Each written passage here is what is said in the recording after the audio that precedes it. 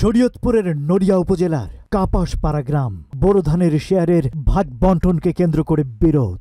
পরিণতি আপন চাচাতো ভাইয়েরা বাড়িতে ঢুকে কুপিয়ে জখম করল যুবককে। ভাড়াটে সন্ত্রাসীদের নিয়ে হামলা চালিয়ে বাড়ি ভাঙচুর ও নগদ টাকা স্বর্ণ অলংকার লুটপাটের অভিযোগ। ঘটনার শুরুটা ৩০ এপ্রিল সকাল ৮টা। জমির ধান কেটে বাড়ির পাশের মাদ্রাসা মাঠে মারাই করতে নিয়ে আসে কৃষকরা। কাপাসপাড়া গ্রামের এই বড় ব্লকটির পানি সেচের শেয়ার সমান ভাগে নিয়ে ধান উৎপাদনের ব্যবসায় নামে ভাতিজা সেন্টু সর্দার ও চাচা আনোয়ার সর্দার।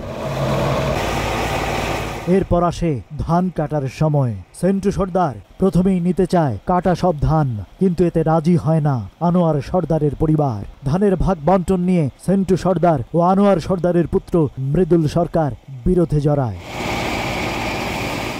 এরপর বাকবিতণ্ডা ও হাতাহাতির ঘটনা ঘটে। এতে আহত হয়ে হাসপাতালে ভর্তি হয় সেন্টু সর্দার। কিন্তু ওই দিন বিকেলেই আনোয়ার সর্দারের বাড়িতে সন্ত্রাসী হামলা করে প্রতিপক্ষ সেন্টুর স্বজনরা। ঘরের দরজা ভেঙে ঘরে ঢুকে হত্যার চেষ্টা করা হয়।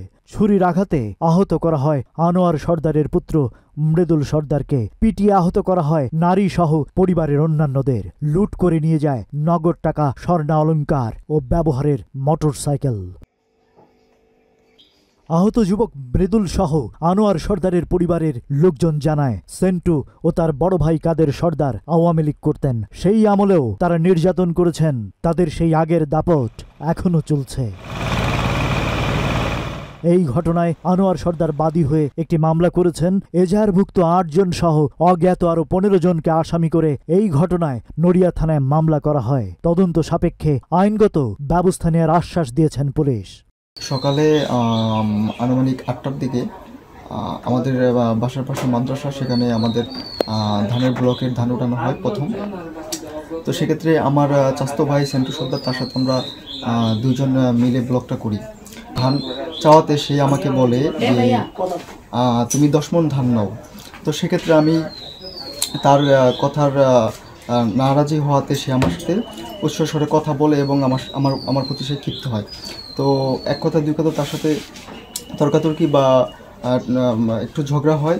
তো সেক্ষেত্রে ঝগড়া সকালে মিটমাট হয়ে হঠাৎ করে দুপুর আনুমানিক ৩টা বা ৩:৩০ এরকম দিকে তারা হঠাৎ করে আমাদের বাড়িতে ভাড়া করা লোক নিয়ে আক্রমণ করে। বিকালে আনুমানিক ৩টা সাড়ে ৩টা হবে, তখন তারা ভাড়াটিয়া গুন্ডা নিয়ে কাদের সর্দার গুন্ডা নিয়ে আমাদের বাসায় আক্রমণ করার পরে আমরা উঠানে দেখার পরে তাড়াতাড়ি দরজা নক করে দিই। দেওয়ার পরে তারা দরজা লাথি দিয়ে ভেঙে ফেলে ঘরে প্রবেশ করার পরে তাদের হাতে ছুরি ছিল, বড়িটাও ছিল, এগুলো দিয়ে তাদের আমার ভাইদেরকে আক্রমণ করে। তো আমরা তো ভয় আগাইতে পারতেছিলাম না। এরপর আমাদের ঘরের ভিতরে ঢুকে আমাদেরকে ছুরির ভয় দেখায়া আমাদের কাছ থেকে যে স্বর্ণ অলংকার ছিল সেইগুলো নিয়ে নিছে। এবং প্রথম মাসে আমি তখন এই আমাদের বারান্দায় থাকি, উঠানে দেখি ২০ থেকে ৩০ জন লোক।